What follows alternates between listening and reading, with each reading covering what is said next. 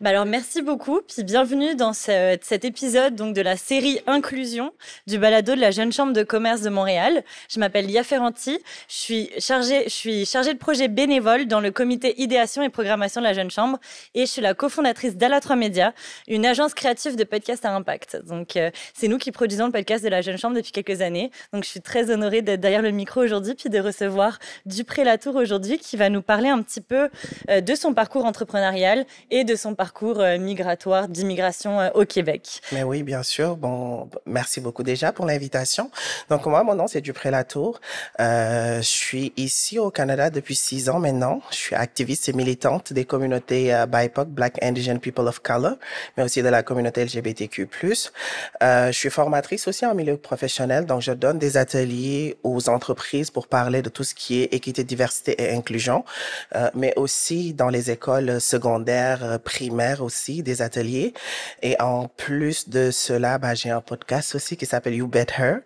Je suis artiste engagée, je suis maquilleuse, puis j'ai ma marque de cosmétiques, donc Dupré Latour Cosmétiques, qui a été fondée depuis maintenant 1 an et demi. Félicitations. Merci. La première année, elle n'est pas toujours évidente, donc bravo pour cette belle étape.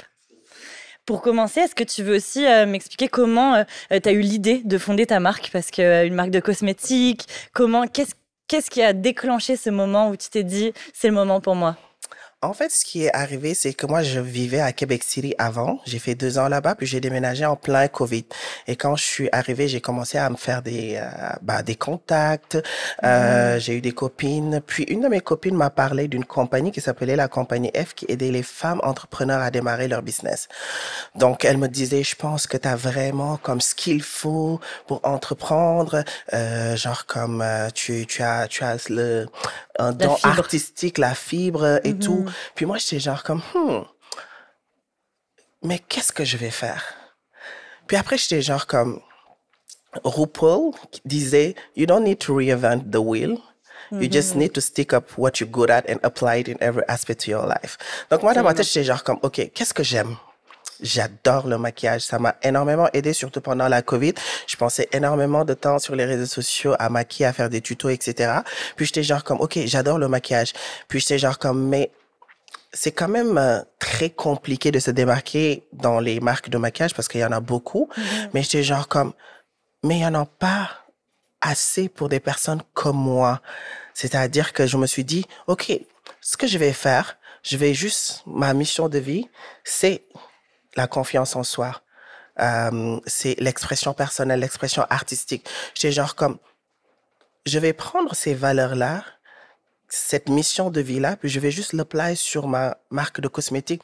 Je vais faire en sorte que les personnes qui me ressemblent, que je puisse redéfinir les normes de beauté. Parce qu'avant 2017, avant la création de Fenty, moi, je pouvais pas me maquiller. J'avais pas des teintes noires parce que je suis dark skin.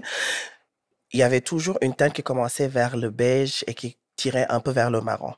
Donc, aussi en tant qu'artiste, des fois, il y a certains produits cosmétiques qui ne fitaient pas, c'est-à-dire que faut savoir que les personnes noires, on a une sécrétion de sébum qui est quand même important.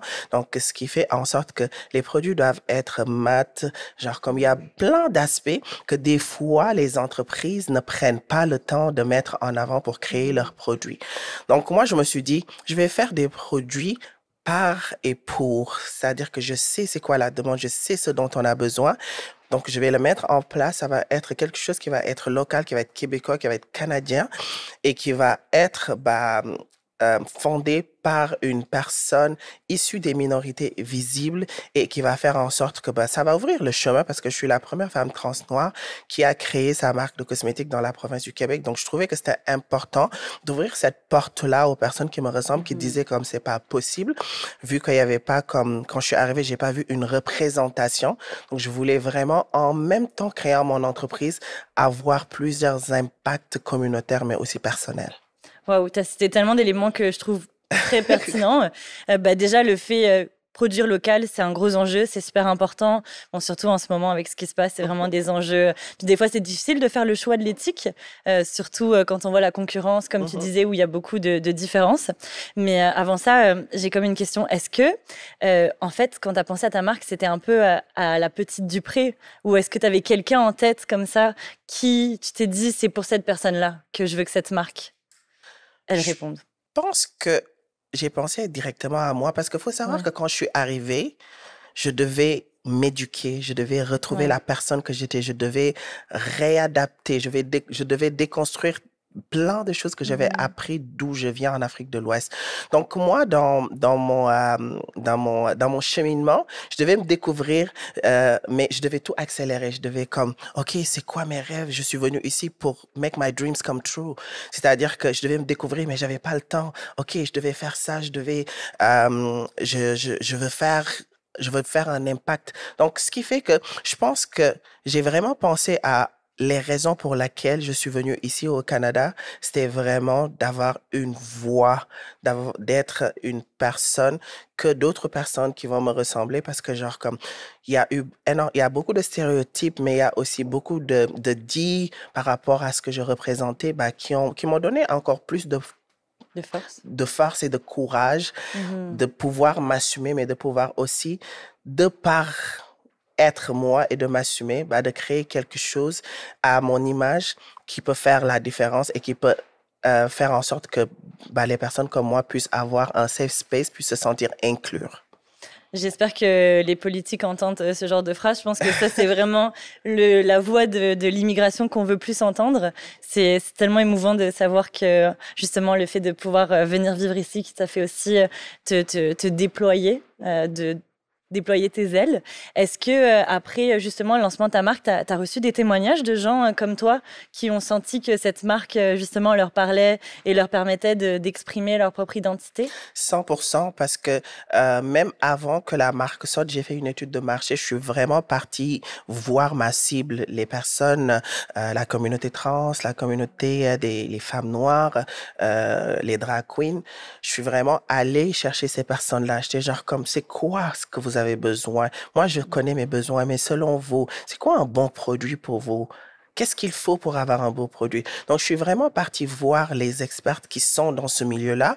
Puis, même avant de le lancer, j'ai fait un événement, un 5 à 7, où j'ai invité toutes ces personnes-là, puis j'ai juste mis les produits, puis j'étais genre comme testé. Je veux avoir des retours, mais ne me dites pas, Miss Dupré, c'est bon, juste pour me dire cela, mais juste donnez-moi des retours qui vont faire en sorte que je vais pas dire que c'est bon. S'il y a des choses qui ne marchent pas, dites-le moi.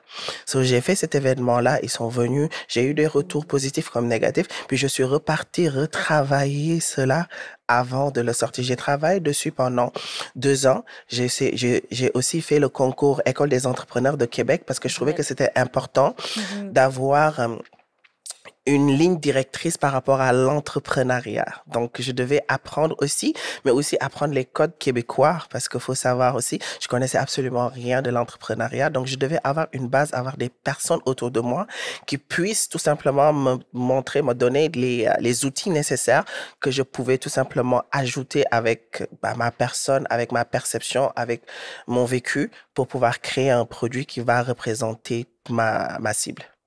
C'est drôle parce que tout ce que tu décris, c'est tellement le guide du parfait lancement de projet. On a un peu le même background entrepreneurial. Moi, c'est pareil, je suis arrivée au Québec, j'ai découvert que je voulais être entrepreneur, ça a pris du temps. Puis j'ai fait des incubateurs aussi, j'ai fait HEC, la base entrepreneuriale, puis ils expliquent exactement ce que tu as expliqué. Il faut aller parler à la communauté, il faut poser des questions à ceux à qui on veut s'adresser pour vraiment créer quelque chose qui répond à un réel besoin et pas créer un nouveau besoin. C'est tellement important de faire aussi cette amélioration continue, écouter le feedback, puis ne pas se baser sur les feedbacks positifs de son entourage qui vont forcément essayer de nous soutenir, mais c'est pas forcément ce qu'on veut avoir au final. On veut aussi des feedbacks qui sont réalistes et qui nous posent des vraies questions. Donc vraiment, tu as suivi, je pense que c'est vraiment exemplaire comme parcours entrepreneurial. Est-ce que tu sentais que tu avais déjà cette fibre-là ou cette fibre entrepreneuriale-là, tu l'as ressenti quand tu as pu vraiment développer cette identité-là, être confortable dans ta nouvelle identité québécoise? Je pense que j'avais déjà commencé à faire, comment dirais-je, une marque de mode. J'aime beaucoup la mode dans mon pays d'origine. Donc, Puis, genre, comme il y avait plein de choses qui ont fait que ça n'a pas marché parce que je pense que j'étais pas prête. Mais je pense qu'en venant ici, en sachant qui je suis, ça m'a énormément aidé, tout simplement, à retrouver mon chemin. Puis je voulais pas aussi faire un produit marketing, genre comme, oh, on est inclusive, c'est adapté à toutes les personnes noires, à la communauté LGBTQ. Je voulais vraiment que ces produits-là répondent à un réel besoin. Et je voulais pas juste faire des produits. Je voulais aussi créer des services, mais des services adaptés. C'est-à-dire que je fais des panels de discussion autour de l'expression de soi, l'expression artistique, la confiance en soi, la santé mentale. Parce qu'il faut savoir que le maquillage peut avoir un aspect positif sur comment on se sent. Je fais des masterclass de maquillage, je donne des outils aux personnes noires. Comment est-ce qu'on fait pour faire un bon contouring? Quels sont les mélanges à faire pour avoir un eyeshadow qui pop? Aux personnes trans, c'est quoi les techniques de féminisation de visage? Comment est-ce qu'on peut faire des contourings pour plusieurs trucs, amincer le visage, amincer le nez. Donc, toutes ces techniques-là, je trouvais que c'était important aussi, ces services, mais aussi de créer à partir de ma marque quelque chose de communautaire. C'est-à-dire que les gens qui venaient là-bas n'avaient pas peur de poser des questions par rapport à maquillage. Parce que des fois, les gens me disaient, tu sais, il faudrait trop que tu ouvres une boutique parce que moi, des fois, je pars à Sephora, je suis une femme trans, mais des fois, on comprend pas ou je me sens jugée, je me sens mal à l'aise et tout. Donc, je trouvais que c'était important d'avoir ma communauté, mais ma communauté qui soit prise en charge et qui soit comprise. Donc, ce qui fait que oui, j'ai un aspect produit, mais aussi j'ai un aspect service qui est extrêmement important pour moi, pour la marque du Prélatoire Cosmétique, parce que c'est plus que juste du marketing quand on parle de diversité et inclusion, mais c'est des actions 100%. Concrètes, c'est des choses concrètes qui vont faire en sorte que ça va changer la vie des personnes, des minorités visibles. Absolument. Puis je peux que appuyer ce que tu dis. C'est tellement important. Puis on reviendra aussi sur la partie plus toi personnellement là-dedans. Mais je suis curieuse un peu de savoir, toi justement, toute la partie inclusion. Donc tu as mis en place des services. On sent vraiment dans la manière dont tu nous décris ton entreprise que c'est une entreprise à impact. C'est un concept qu'on entend beaucoup et des fois on ne sait pas trop exactement ce que ça veut dire. Mais est-ce que pour toi c'était quelque chose qui était important dès le début ou c'était juste tellement naturel que tu l'as intégré dans ton modèle d'affaires? Je pense que c'était vraiment important parce que j'étais genre comme, il y a beaucoup de marques de maquillage, comme j'ai dit tantôt. C'est quoi ma mission de vie? C'est important de mixer ma mission de vie avec l'entrepreneuriat. Parce que je pense que quand on crée une entreprise et qu'on aime ce qu'on fait, on a plus tendance à se donner à 100%. Genre, comme des fois, ça m'arrive de faire des 70 heures par semaine parce que j'aime ce que je fais, puis je crois en ce que je fais. Donc, je trouvais que c'était vraiment important que ça me représente, que ça représente mon combat aussi. Des fois, ça peut faire peur à certaines personnes, mais je pense que prôner la diversité, c'est quelque chose d'important parce que tout le monde va pouvoir se sentir comme représenté dans ma marque. Donc, c'était vraiment réfléchi quand je voulais le créer. C'était genre comme, je veux que ça soit à mon image, je veux que ça reflète la communauté et j'ai envie aussi d'ouvrir cette porte parce qu'il n'y a pas beaucoup de personnes qui sont comme moi, qui osent faire le pas parce qu'ils se disent, c'est un endroit où je peux pas être, où genre comme, I don't belong there. Puis moi, je voulais vraiment casser les codes. J'étais genre comme si on veut, on peut, peu importe qui on est, ce que l'on représente, d'où l'on vient. Si on persévère, si on se donne les moyens, si on trouve les bonnes personnes, on peut vraiment réussir à faire quelque chose.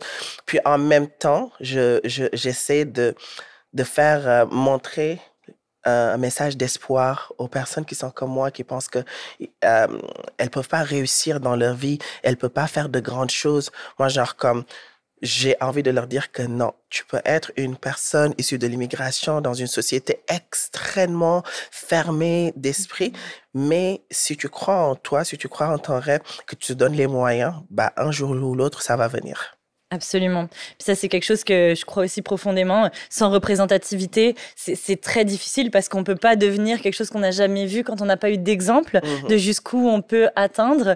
Donc, merci de participer à ça puis faire rêver aussi les futures générations. On peut dire que tu es une militante entrepreneur. Est-ce Oui. que c'est quelque chose que tu endosses, ce statut de militante aussi? 100%. Ouais. 100%, je le fais aussi à travers mon travail, quand je donne des formations, quand je rencontre du monde, mais aussi des fois, on est dans une société où il y a tellement de stéréotypes négatifs. Ouais. Quand tu vas parler LGBTQ, les gens sont comme tout de suite fermés parce que c'est des stéréotypes négatifs qui sont tellement ancrés dans la société qui font en sorte que c'est extrêmement difficile de les déconstruire. Mais moi, je trouvais que c'est important qu'on ne généralise pas. C'est pas parce qu'on a rencontré une personne d'une certaine communauté qu'elle représente toute cette communauté-là. Je voulais montrer vraiment qu'il y a plusieurs personnes qui sont dans cette communauté et qui peuvent avoir des aspects différents. Comme le monde, je pense qu'on est tous uniques. Personne ne se ressemble, même dans un groupe homogène, on fait pas les mêmes choses, on n'a pas les mêmes goûts. Donc, c'est important aussi de montrer comme quelque chose qui était différent de ce qu'on avait l'habitude de voir. Est-ce que tu as déjà eu peur que justement cette posture de militante, elle te desserve? Parce que des fois, surtout quand on est militant, il y a comme une connotation des fois qui peut être associée, comme tu disais justement. Est-ce que tu as déjà eu des défis qui étaient liés à ça ou est-ce que toi, peut-être que ce soit des défis intérieurs ou extérieurs en fait, qui te limitaient là-dedans? En fait, ce qui était important, je m'étais dit que comme mon approche devait être réfléchie. C'est-à-dire que quand je suis militante, je vais pas venir crier sur les réseaux sociaux, insulter le monde ou faire du drama. Non. Ouais. C'est-à-dire que j'essaie de créer un espace de discussion. C'est-à-dire que j'écoute la personne. La personne, je valide comment il pense, ce qu'il a à dire, je l'écoute. Puis après, on discute, on jase. Puis je pense que c'est tellement important parce que des fois, on fait un débat, mais on ne s'écoute pas parce qu'on veut toujours comme overtalk avec l'autre personne. Donc, ce qui fait que je pense que c'est vraiment important d'avoir cette table-là pour pouvoir se regarder puis se dire comme oui, on est différents. Mais est-ce qu'on peut cohabiter ensemble? Est-ce qu'on peut travailler ensemble? Est-ce qu'on peut marcher ensemble? Est-ce qu'on peut aller au-delà de nos différences? Donc, je trouvais que c'est vraiment important. Donc, ce qui fait que c'est cette approche-là que je prends. Mais sinon, c'est sûr que ça m'est arrivé d'être vraiment anxieuse d'aller dans certaines communautés. Moi, quand je dis je suis une personne de l'intersectionnalité, et quand on parle de l'intersectionnalité, comme j'ai une communauté noire, mais j'ai aussi une communauté LGBTQ. Mais la communauté noire aussi, c'est une communauté qui a aussi beaucoup de stéréotypes par rapport à tout ce que je représente. Donc, je trouvais que c'était vraiment important d'aller à la rencontre de ma communauté noire, d'essayer de parler avec eux, de leur faire comprendre les choses, de leur faire entrer dans les réalités de ce qu'on vit, pour essayer de changer peut-être le point de vue. Puis des organismes vraiment m'ont approché. Puis comme j'y suis allée, j'étais vraiment anxieuse et ça s'est super bien passé. Il y avait des personnes qui avaient des questions. J'avais aussi des réponses. Bah oui, c'est ça qu'il faut. Et tu sens jamais cette fatigue militante-là de toujours défendre qui tu es, devoir défendre cette identité-là en tant qu'entrepreneur, parce que tu es aussi une chef d'entreprise, une entrepreneur. Ça doit être au quotidien, tout le temps. Est-ce que tu as des trucs aussi pour se protéger là-dedans, protéger sa santé mentale? 100%. C'est-à-dire que moi, je suis une personne, je m'attarde pas sur des futilités. C'est-à-dire que comme des fois, même quand je dis militante et activiste, quand je sens que j'ai une porte fermée, je perds pas mon temps. J'ai pas envie de faire changer une idéologie ou de forcer une personne à penser autrement. Je parle avec des personnes qui ont quand même une certaine ouverture d'esprit, une certaine bienveillance à écouter et à comprendre. Mais s'il y a des personnes qui veulent pas comprendre et tout, je perds juste pas mon temps. Donc, je m'en sors pratiquement pas mal jusqu'à présent. Je pense que je fais vraiment le tri de ce qui est important. Des fois, il y a certaines choses où je m'attarde juste pas. Je suis comme, OK, j'ai un but, je dois atteindre ce but-là, tout ce qui est autour et qui va me déconcentrer de mon but, bah, je move on. Génial, merci. Je pense que c'est important aussi de le rappeler, parce que des fois, on peut prendre à cœur des choses sur lesquelles on n'a pas de pouvoir. Donc, il faut aussi apprendre à lâcher prise. Oui. Je pense que c'est un très bon conseil que tu as donné.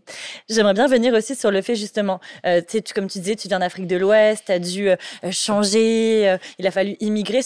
Ça demande beaucoup d'adaptation d'immigrer. En plus, le fait de développer ton identité, de t'épanouir là-dedans, dans la nouvelle personne que tu étais en arrivant au Québec. Est-ce que tu en as tiré des grandes leçons? C'est quoi que tu as tiré sur toi-même? Est-ce que tu as eu des leçons particulières par rapport à justement tout ce qui s'est passé, puis Oui, qui 100%, tu es devenu maintenant? 100%. Quand je suis arrivée, la première phrase que j'ai écrite sur mes réseaux sociaux, c'est After all of my running, I'm finally home. Oh, C'est la wow. première phrase que j'ai écrite et parce que j'étais genre comme, oh, enfin, je suis dans un pays où je vais pouvoir être moi.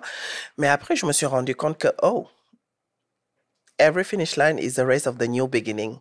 C'est-à-dire que, oui, genre, comme je peux être la personne que j'ai toujours voulu être, mais il y a d'autres choses, genre quand on parle de racisme systémique, quand on parle d'opportunités par rapport à plein d'aspects, quand on parle d'entrepreneuriat, des choses que des fois que je sais que je ne pourrais pas l'avoir ou on va pas me le donner pour la personne que je suis. Okay, J'ai appris tout cela, j'ai appris à pouvoir valser dans cet environnement québécois, à apprendre comment naviguer dedans, à apprendre sur moi-même, à apprendre l'approche à adopter pour les personnes que j'ai trouvées ici, tout en ne pas me perdant. Je trouvais que c'était important, ma base, c'est-à-dire que mes valeurs culturelles, l'éducation que j'ai eue, ma perception de la vie, je trouve que c'est important de savoir qui on est. Sinon, si on n'a pas de base de qui on est, on se perd très rapidement. Donc, ce que j'ai fait, c'est juste que j'ai appris énormément de choses sur moi-même, mais aussi sur la nouvelle société que j'ai décidé d'immigrer, mais aussi sur l'approche entrepreneuriale, l'approche sociétaire et tout, etc. Absolument. Puis je pense que tu as les deux parcours, que ce soit l'immigration et l'entrepreneuriat, c'est comme deux thérapies intensives. On est obligé de tout le temps se remettre en question si on veut pouvoir avancer. Fait que c'est sûr que c'est deux milieux qui forgent forcément des personnalités puis des identités. Donc on apprend énormément à travers. Et je serais curieuse de savoir, il y a aussi le risque de la culturation, quand des fois on veut effacer un peu son identité à soi pour pouvoir justement se mouler tellement à la nouvelle société, pour essayer de rentrer dans ce cadre parfait, dans ce que la société d'accueil attend de ce qu'on devrait être en tant qu'immigrant, en tant que personne qui viennent s'intégrer dans cette société. Comment tu as réussi à mélanger et à garder ton héritage culturel et à l'associer avec justement ces nouveaux codes de cette société d'accueil? C'est une grosse question, hein? C'est difficile. Moi-même, je me pose encore la question, après 11 ans ici. Mais je pense qu'en arrivant, j'avais déjà avant d'arriver, je savais que j'allais retrouver des nouvelles choses. Je vais rencontrer une nouvelle culture, des nouvelles réalités. Donc, j'étais déjà préparée. Mais moi, je suis une personne, quand j'arrive quelque part, je m'assois, puis j'observe. Puis après, j'agis. Puis je trouve que, comme je l'ai dit, c'est important d'avoir comme une base. Ouais. Moi, genre, comme peu importe où je vais dans la vie, je garde toujours ma base. Je me perds pas. Je sais qui je suis, je sais ce que je vaux. Je peux m'adapter. Mais ça veut pas dire comme m'effacer. C'est-à-dire que même si je sais que les gens attendent ça de moi, bah, ça veut pas dire que je vais forcément le faire. Tu vois? Des fois, comme en entrepreneuriat, même en différents aspects, des fois, les gens sont comme, there is a picking order. Quand tu viens, tu dois te comporter d'une certaine façon. Tu dois suivre les personnes qui étaient là. Moi, j'étais genre comme, non, j'ai pas envie. J'ai une perception de comment est-ce que j'ai observé, j'ai vu comment ça marche, bah, j'agis comme moi je le sens. J'ai pas besoin, parce que sinon on tombe sur un cercle vicieux puis on sort jamais de cette routine.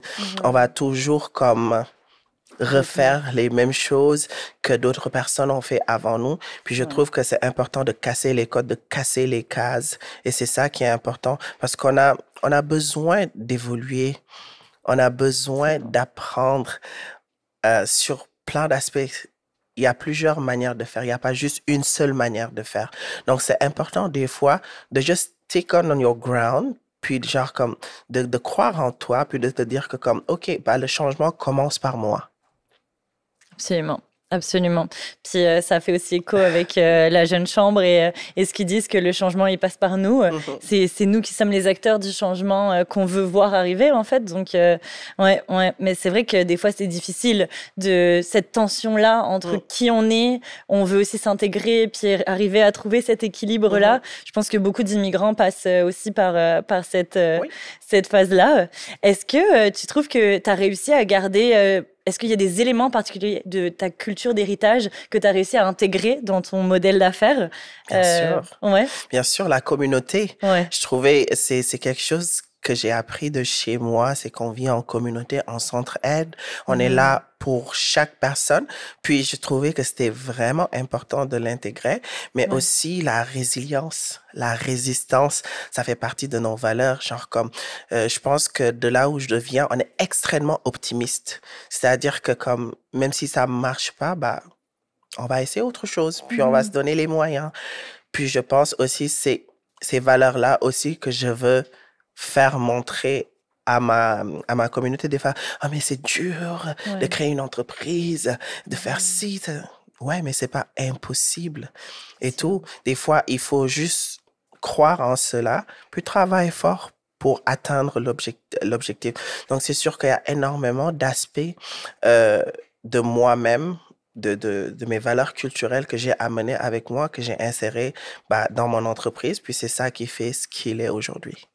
Absolument. Puis je pense qu'encore une fois, c'est en ayant un modèle, en voyant qu'est-ce qu'on peut faire, qu'on arrive à se dire, OK, c'est difficile, j'ai des obstacles, mais d'autres, ils sont arrivés, donc pourquoi pas moi, même si des fois, c'est dur de se le rappeler comme souvent. Là. Est-ce que tu aurais un conseil à donner à quelqu'un, justement, qui se dit moi j'arrive pas, j'ai envie de faire une différence, mais je me sens peut-être pas encore assez intégrée, surtout quand on est immigrant, je connais personne, je viens d'arriver, j'ai envie de lancer une entreprise, j'ai envie de faire quelque chose qui me ressemble, je sais pas par où commencer. Je pense que la base, c'est la confiance en soi. Ouais. C'est-à-dire que de ne pas se perdre, de savoir qui on est, de savoir ce que l'on vaut et ce qu'on veut faire. Je pense que c'est des bases qu'on va dire à une personne, même si tu ne veux pas entreprendre quelque chose. Je pense que la base, c'est de juste savoir qui tu es, puis de croire en ce que tu fais. Je pense que quand tu crois en ce que tu fais, puis tu te donnes les moyens, je pense que des fois, la vie nous amène là où on devrait être. Moi, quand je venais d'arriver, quand je parlais de maquillage, j'ai rencontré Emily Klepper, qui est une chanteuse québécoise qui fait du country mélangé au français de Québec City. Puis je l'ai rencontrée dans un bar. On a commencé à jaser. Je lui ai dit, j'adore le maquillage, j'aime maquiller. Et je me suis retrouvée un mois après à la maquiller. Quand je venais d'arriver, c'était juste une semaine quand je suis arrivée à Québec. Je suis partie la maquiller dans ses concerts. Je l'ai maquillée dans ses trucs de télé. Qui l'aurait cru? C'est-à-dire que des fois, il faut juste faire confiance à son destin, mais travailler pour que les choses se fassent, en fait. C'est-à-dire que n'ayez pas peur. Des fois, les gens ont peur de demander.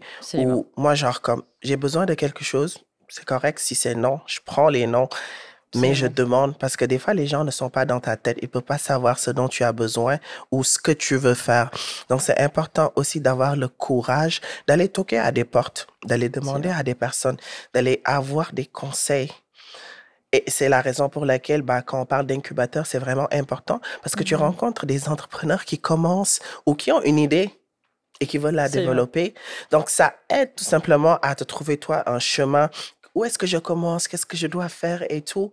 Je pense que la recherche, la confiance en soi, la recherche de faire des actions concrètes. Moi, des fois, pour mon marketing, j'étais dans des événements, dans des galas. Pas parce que je voulais y être, mais c'est parce que je voulais juste comme, hey, j'ai une marque de cosmétiques, est-ce que vous voulez maquiller? Genre, comme, c'est vraiment de se dire que comme je vais aller à la recherche d'opportunités et que genre comme je vais pas me braquer, je vais pas prendre non pour personnel et de persévérer. Mais ça, c'est des leçons qui sont tellement importantes et que des fois, justement, par peur de manquer de légitimité, on va pas le faire, je pense. C'est super important de le répéter, ne pas avoir peur d'aller toquer aux portes. Souvent, on se dit, le pire qu'on va recevoir, c'est un non. Et alors, c'est pas si grave que ça au final. C'est tellement important d'essayer, de se lancer, puis de s'entourer. Je suis tellement d'accord. Et c'est là aussi l'importance des réseaux, surtout quand on vient d'arriver, comme tu disais, la communauté, justement. Si on n'a pas une communauté qu'on connaît, justement, parce qu'on arrive et qu'on est peut-être isolé, c'est là aussi où les réseaux, comme la Jeune Chambre, comme les différentes chambres en plus, il y a des chambres qui représentent tous les groupes, toutes les origines.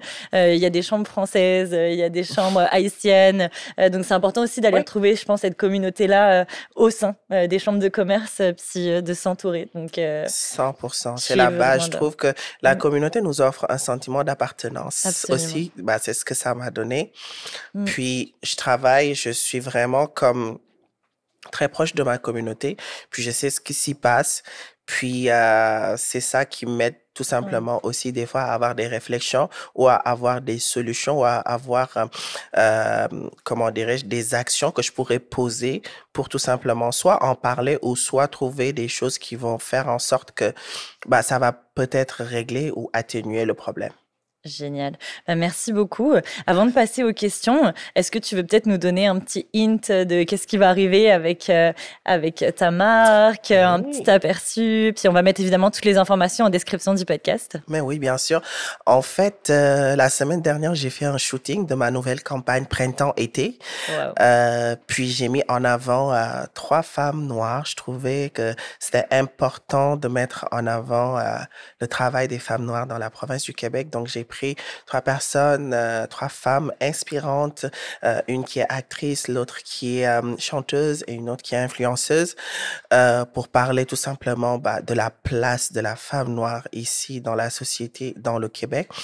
Donc, en même temps, je sors une palette, ma première palette eyeshadow aussi. Wow. Puis, il y a un événement qui va se faire pendant l'été, donc en août. Puis, le nom de cet événement, c'est It's All About You. C'est vraiment de rencontrer les personnes, de leur donner les tips, de leur montrer les produits qui sont adaptés, de les maquiller. Il y aura des maquilleuses professionnelles, des drag queens qui vont être là, qui vont aider à trouver les produits spécifiques, qui vont aider à vous mettre en beauté. Puis par la suite, il y aura un beau décor avec un miroir, avec plein de messages d'espoir, tout simplement pour plus donner de la valeur à la confiance en soi, à l'expression personnelle. Génial, merci beaucoup. C'est sûr, on le note à l'agenda. Oui. Et hâte de voir tout ce qui va se passer avec la marque.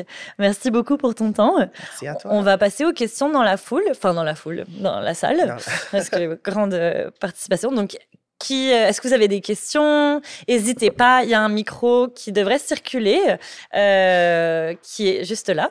Donc, n'hésitez pas si vous avez des questions. Sinon, moi, j'ai plein de questions encore. Donc, on n'est pas sorti... Oui, je pense qu'il y a une question devant. Salut. Merci pour le moment. Je trouve ça super inspirant d'accompagner. Je connais rien au maquillage, mais je trouve ça super intéressant. Puis la mission est intéressante. Moi, je me demandais, c'est quoi les défis parce que je travaille plutôt dans la transition écologique. Donc, c'est quoi les défis de faire une marque de cosmétiques au Québec, j'imagine avec des fournisseurs un peu plus locaux et tout? Est-ce que tu rencontres des défis? Mais oui, au tout début, j'avais énormément de défis parce que j'avais des contacts, j'avais appelé des laboratoires pour parler un peu de ce que je voulais faire. Mais malheureusement, je trouvais pas chaussures à mon pied. Donc, j'ai vraiment dû aller à Toronto pour rencontrer des fournisseurs, en tester beaucoup, en parler, jaser et tout, s'asseoir à table avec eux pour vraiment expliquer ce que je voulais faire, où je voulais m'en aller, c'était quoi la mission, c'était le pourquoi du comment.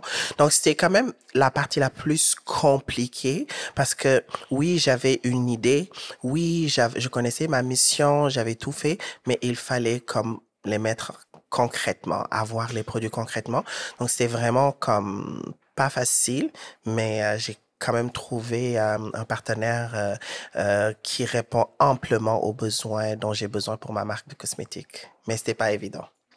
Si je peux rebondir sur la question, est-ce que il y avait des enjeux aussi par rapport de choix de prix aussi? J'imagine que le fait de produire localement, forcément, le fait de choisir inclusif et quand on essaye de respecter local, il devait y avoir un impact financier? 100%, mais je voulais pas aussi mettre en place des produits qui seraient inaccessibles. Genre comme, je voulais des produits de qualité, mais je voulais que ma communauté puisse permettre de se l'acheter. Donc, il y avait tous ces aspects-là que je devais prendre en compte aussi, qui étaient quand même très importants avant le lancement. Donc, 100%, c'était vraiment des aspects que j'avais pris en charge avant même. Puis, et c'était aussi un des aspects aussi qui faisait en sorte qui me permettait de prendre une décision ou de dire comment est-ce que je vais faire, si je suis d'accord avec ça et tout. C'était toute une réflexion. J'ai passé pratiquement plus de 2 ans, je pense, 1 an et demi pour vraiment être sûr, pour vraiment cocher toutes les cases de ce que je voulais apporter avec la mission, avec ma marque. Ouais, c'est sûr que c'est des enjeux, puis il faut faire des choix. Et des fois, c'est difficile. Ouais, mais comme quoi, on peut y arriver. Hein, oui, donc, bien sûr. quand on veut. Rien n'est impossible. Exactement. Merci. Est-ce qu'il y a d'autres questions? Il y a une question au fond. Amy. Oui. Merci pour le partage. Au niveau de financement, est-ce qu'au début, vous allez été voir soit institutions financières ou d'autres organismes là, pour vous supporter au niveau du lancement de votre marque? Non, c'est ma communauté qui m'a financé. J'ai lancé une campagne de financement, puis je l'ai partagée à tous mes amis de la communauté qui ont vraiment apporté leur pierre à l'édifice aussi.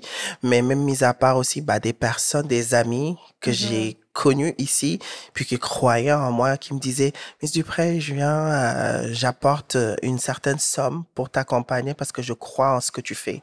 Donc, je dirais que c'est vraiment des personnes que j'ai, ma communauté en majorité, qui m'ont vraiment porté, qui m'ont vraiment aidé avec ce projet-là.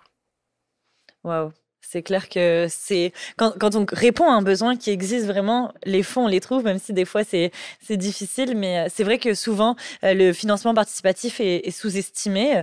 Mais quand on est aussi connecté, encore une fois, à l'importance de la communauté, c'est vrai que c'est des façons de financer qui sont utilisées. Est-ce que tu es passé par la ruche, Ulule ou financement participatif? J'ai commencé par la ruche en premier, mais par la suite, je me suis fait mon C'est parfait. J'ai commencé par... Je trouvais que c'était trop compliqué. Ouais, les plateformes. Demander plein de choses que j'étais genre comme... Il faut des rétributions. Versus des fois, on peut faire des dons. Exactement. Puis j'étais genre comme... Je voulais quelque chose de simple et efficace qui me prenait pas comme... qui me faisait pas perdre du temps, parce que des fois, t'es genre comme, tu as un objectif, mais si tu l'atteins pas, les fonds sont retournés. J'étais genre comme, ça me tente pas de faire tout ce travail-là, puis de pas atteindre mon objectif, parce qu'on sait jamais si on peut l'atteindre ou pas. Donc, moi, j'étais vraiment stratégique par rapport à mes choix et tout. Puis, j'ai vraiment commencé petit à petit et tout. Genre, comme je recevais mes produits, je faisais des ventes. Je suis beaucoup dans l'événementiel. Donc, pratiquement, mes chiffres d'affaires se font comme face-to-face ou bouche à oreille, où les gens vont me DM et tout. Donc, ce qui fait que mon chiffre d'affaires est moins sur mon site, mais vraiment dans les événements. Je pense que j'en ai fait une dizaine d'événements. J'ai fait mon lancement ici, j'en ai fait un à Québec, j'en ai fait un à Toronto. Et j'ai rencontré des personnes, des organismes aussi qui m'ont accompagné, Franco-Queer de Toronto, la TQ, l'aide aux trans du Québec, énormément d'organismes avec qui j'ai tout simplement fait des partenariats, offert des masterclass, montrer sur place les produits, parler avec les personnes. Ça a fait en sorte que les gens, quand ils voient la qualité des produits, quand ils voient le message derrière, ils sont down d'acheter, puis ils aiment ça, puis ils reviennent. Encore une fois, la communauté, toujours le fait d'être connecté avec son client puis de répondre à un vrai besoin. Et est-ce que les enjeux de financement, c'est quelque chose aussi que tu vas aller plus loin? Parce que ça, c'est quelque chose qu'on entend souvent en entrepreneuriat. C'est aussi un des gros bloquants qu'on a. Déjà, les femmes ont moins accès. C'est très dur d'avoir du financement au Québec. Mais dans le futur, à un moment donné, pour grandir, est-ce que tu penses aller vers des moyens de financement plus traditionnels? Oui, 100%, parce que c'est sûr que pour avoir un vrai impact avec sa marque, il faut énormément investir en marketing. Donc, je le sais. Puis, je pense que ce que je me dis, c'est que j'y vais step by step. Je veux pas brûler les étapes. Je veux vraiment comme déjà avoir Montréal, genre comme j'ai envie d'avoir un chiffre d'affaires très établi à Montréal d'abord, puis par la suite d'aller tranquillement peut-être en Europe, aux États-Unis et tout.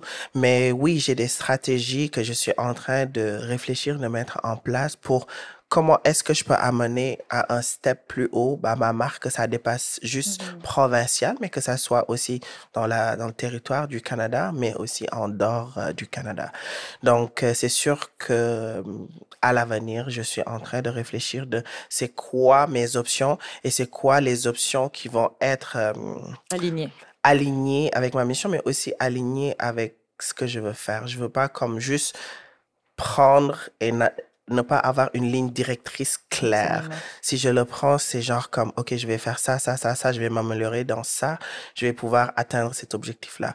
Je suis vraiment très stratégique par rapport à tout ce que je fais, tous les pas que je vais faire avec mon entreprise. Encore une fois, une croissance durable, en fait. Oui. Et alignée. Est-ce qu'il y a d'autres questions? Merci. Non. Oui, Elisabeth. Merci, Dupré, pour ton partage.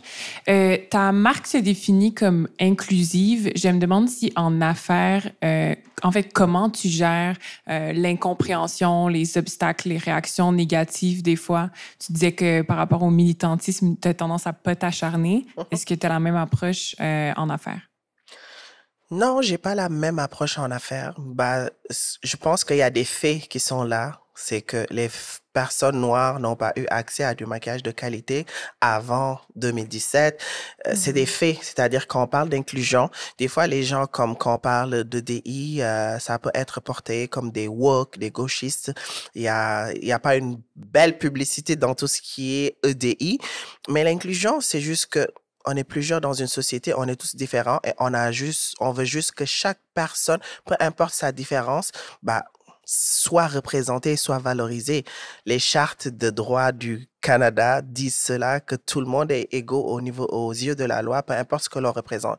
Donc, je trouve que l'inclusion, c'est une valeur de société. On n'a pas besoin de le pousser ou de s'expliquer par rapport à ça. C'est qu'on doit tous être inclus dans une société qui prône l'égalité de tout le monde. Merci. Il y avait une autre question à ma gauche. Merci beaucoup pour le partage. Tout à l'heure, vous étiez en train de parler des leçons apprises. Puis ici aussi, on vous a demandé des défis que vous avez vécus. Mais est-ce que vous avez vécu des erreurs ou des échecs qui vous a appris quelque chose de super essentiel dans le parcours entrepreneurial? Bien sûr. Je pense toujours, on apprend toujours parce que moi, genre comme auparavant, je suis une Libra, je suis une Balance. So, je overthink énormément. Mais je me suis dit comme, OK, Miss Dupré, lance-toi juste. Je me lance, je fais des erreurs et j'apprends de ces erreurs-là. Parce que des fois, auparavant, j'étais genre comme, oh non, je peux pas me lancer parce que j'ai pas encore ça, j'ai pas ça, je dois être prête, je dois avoir ci, je dois avoir tant d'argent, je dois avoir ces personnes-là. Mais non, genre comme, je me suis auto-parlé, puis je me suis dit, juste fais les choses, tu vas apprendre dans le tas. Et c'est ce que je fais, genre comme des fois, je fais quelque chose, puis je sais genre comme, ça marche pas. Puis genre comme je le reprends avec une autre approche et tout. Donc j'apprends toujours, je pense que je suis en perpétuelle, comment dirais-je? Amélioration. Même pour mon site, l'autre fois, j'étais genre comme, oh, mais je veux faire changer quelque chose sur mon site, mais comment ça marche? Puis j'étais genre comme, oh, mais il faudrait que j'appelle quelqu'un pour le faire. J'étais genre comme, OK, mais je peux le faire parce que c'est des frais inutiles. J'ai ouvert ChatGPT, j'ai ouvert YouTube, j'ai ouvert Shopify Ad Et j'ai réussi à le faire toute seule. Donc, ce qui fait que comme des fois, il y a des choses dont j'ai besoin, mais c'est genre comme, je vais le faire comme la photographie de mes produits. Je payais un photographe pour faire la photo de mes produits. Je me suis acheté un studio blanc que je mets sur ma table, j'ai mis mes lumières, puis je prends mes photos moi-même. Donc, ce qui fait que comme, à force, mon premier lancement, quand j'ai fait les photos, j'ai payé une fortune pour me faire les shootings et tout. Mais maintenant, c'est moi-même qui les fais. J'ai appris à les faire. Même des modèles, je suis genre comme, est-ce que tu peux passer chez moi? Je te maquille, puis je te fais du riz, puis on va jaser, ça va être cool, puis je te prends des photos. Et ils viennent, c'est mes amis, ils vont venir, ils vont prendre des photos, ils vont se poser, puis ça va être des photos super professionnelles que je vais payer, puis que ça va me sauver des sous aussi. Ouais, je pense que c'est vraiment ça l'entrepreneuriat. Hein. Apprendre à tout faire, être un couteau suisse. Ça, c'est très important. Puis apprendre à se débrouiller. Tellement. C'est vraiment, tu as des très bons points. Merci. Est-ce qu'on a une autre question? Non, tout est correct. Parfait. Merci beaucoup. Merci à toi. Et est-ce que peut-être, avant de te laisser partir, est-ce qu'il y a quelque chose que tu voudrais dire à la toi d'il y a 10 ans? C'est quoi le message que tu voudrais lui envoyer? Je pense que je dirais à la personne de moi il y a 10 ans, je vais lui dire juste, crois au destin. Tu es dans un environnement où tu te sens pas toi-même, tu te sens pas représentée, tu te sens pas incluse. Mais donne-toi les moyens de te battre. Donne-toi les moyens et confiance en soi. Parce que genre, comme quand j'étais jeune, je overthinkais beaucoup aussi sur ma personne, sur ce que je représentais et tout. Je pense que mon moi de 10 ans, s'il avait comme cette confiance que j'ai aujourd'hui, je pense qu'il aurait fait les choses plus rapidement, il aurait évité plein d'aspects, plein de situations négatives, plein de mal-être en soi à cause de cela. Donc, je pense que je pourrais juste lui picture la personne que je suis devenue aujourd'hui, puis lui dire que comme, continue d'être toi, parce qu'en étant toi, c'est ça qui fait ta différence et c'est ça qui fait aussi ta beauté. Wow, merci. Je pense que tu peux taper dans la main de ton toi de 10 ans parce que je pense qu'il serait fier, très, très fier de ce que tu as réussi à accomplir. Merci beaucoup. Merci beaucoup. Puis au prochain épisode. Au prochain épisode. Merci.